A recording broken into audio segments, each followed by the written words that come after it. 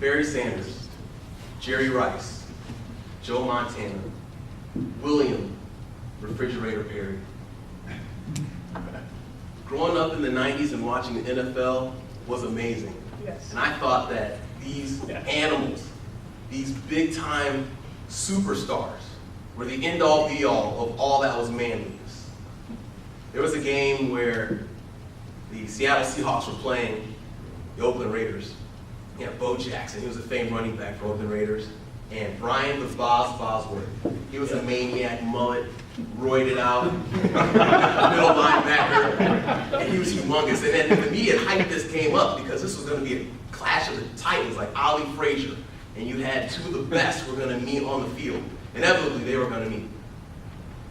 The game came down to the final play. It's 3rd and goal. Quarterback steps up to the line. Blue 2! Blue 2! Set it! Reverse handoff to Bo Jackson. Bo Jackson takes a handoff, left side tackle. He steps up to the goal line and locks eyes with the Boz. Boz steps up and they meet at the goal line. Bah! Jackson trucks him for the touchdown. It was awesome. That's the sport that I grew up loving. That's the NFL that I came to know. Fast forward to 2011. I wake up, I turn on ESPN, and I find out that they had moved the kickoff from the 30 to the 35. Why? Sun dropping air pressure. The commission decides we want to mitigate injuries on special teams. And I'm thinking, on the kickoff, one of the best things about football was the kickoff. Yeah. It used to be rare to see a touchback.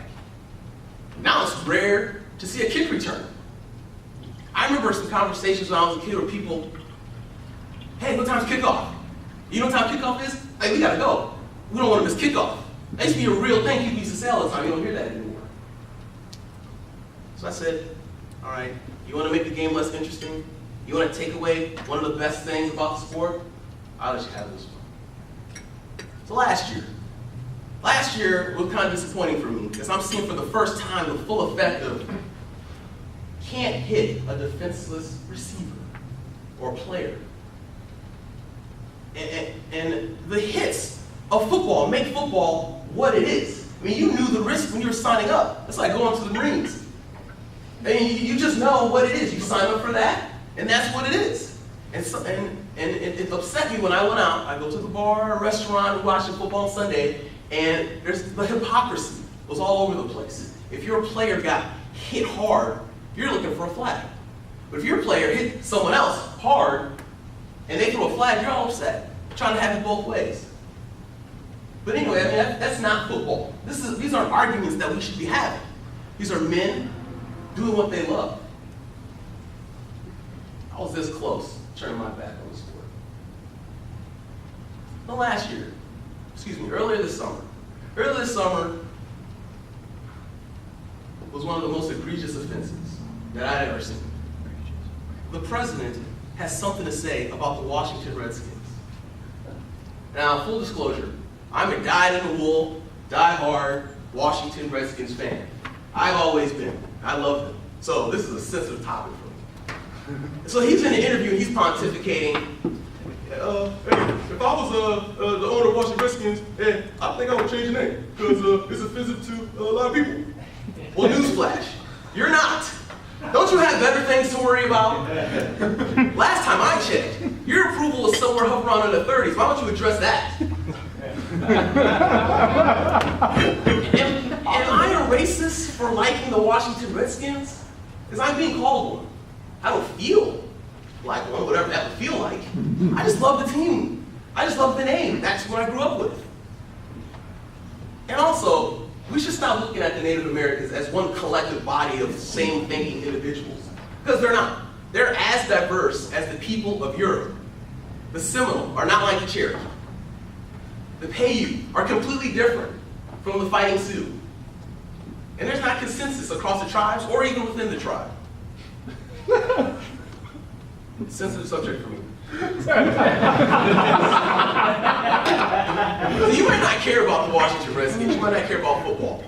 What I want you to do is consider some of the changes that have forcefully happened in your life. No one's consulted you. Things are changing, and you just have to deal with it.